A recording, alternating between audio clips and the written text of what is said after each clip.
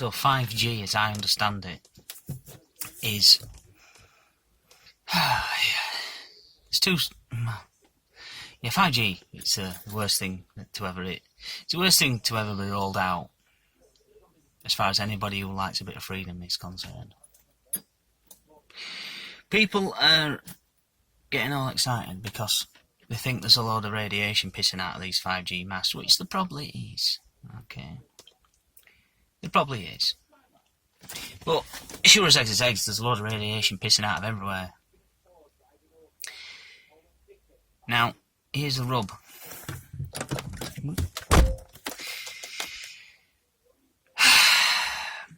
As I understand it, with 5G, everything up to 4G, you've got your phone, the device that you're carrying about, the device that you choose or not, whether or not to carry about, that's what is the network, or that gives you access to the network, right? That's what this bloke on Joe Rogan was saying. He said, you can choose, I want to carry a phone, and then I can have access to the phone network. I'll carry that phone around with me, and that tracking device, essentially, I carry it with me, so I'm then getting tracked. And I've got my information for me on that phone that I'm carrying. However, with 5G, that's no longer the case. With 5G, you've got smart cameras, you've got smartphones. We've already got smartphones, but 5G-enabled smartphones, right? But you've got cameras, surveillance cameras, that are in the 5G network.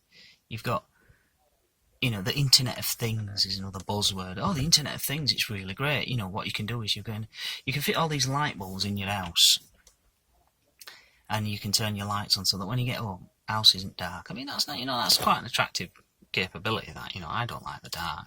You'd be quite happy. Be quite happy to see lights on in my house when I get home. But you've got a 5G light bulb there, and a 5G telly, and you've got a 5G microwave oven, and you've got a 5G, soft close toilet seat, whatever. You've got 5G. So you've no longer got a choice as to whether you're in the network or not. That's the point this bloke on this video watching we're making, is that in the good old days you could say, I don't want a phone, I don't want to carry a phone, thanks a lot, all the best. I'm just going to carry some loose change in my pocket and use use a public telephone, a public phone. Fucking hell, do they even exist anymore? But anyway, that were your choice. But now, in the age of 5G, you've no choice, because the network is being created around us. And it's just like, well, you can carry a phone on you if you'd like to watch porn or phone people or whatever, but you no longer have a choice as to whether you're in this system.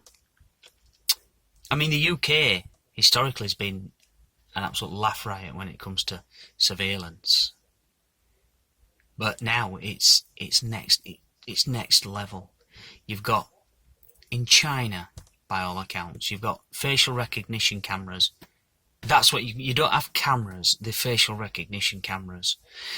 The good old days when you had have you seen this man? You watch Crime Watch there, and there's a photograph of some nondescript gargoyle that could be any cunt who's held up a post office. It's like, do you know this man? Well, he looks like a human being with a head on top, but as to who it is, I've no idea. Those days are long gone. If you still sign up to that and believe that, then oh dear, you're going to be very upset. I mean, there's videos on YouTube of Jihadi John wearing his balaclava. He's wearing his balaclava, but they know who he is. How's that? Did nobody stop to think? Put aside the fact that this maniac's hacking someone's head off. I never watch the videos because I don't feel there's anything to be gained in my life by watching someone hack someone else's head off. But if you can look past that to the discussion of How is it that the authorities know this person is? He's wearing a balaclava. He's wearing a balaclava on a video that was filmed in some other country, and British authorities are like, oh yeah, that's that nitwit from South who went to fight for, you know, got it into his head that it was a good idea to go abroad and hack people's heads off. But we know who it is. You know, nobody's sort of like, oh, that's a bit of a problem, isn't it? You know, as I say, put aside all the mayhem and chaos that this mental case is engaged in.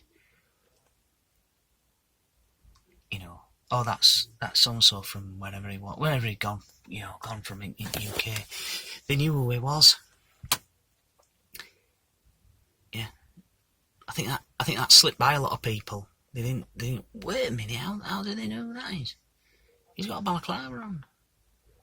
So that's what we're talking about now.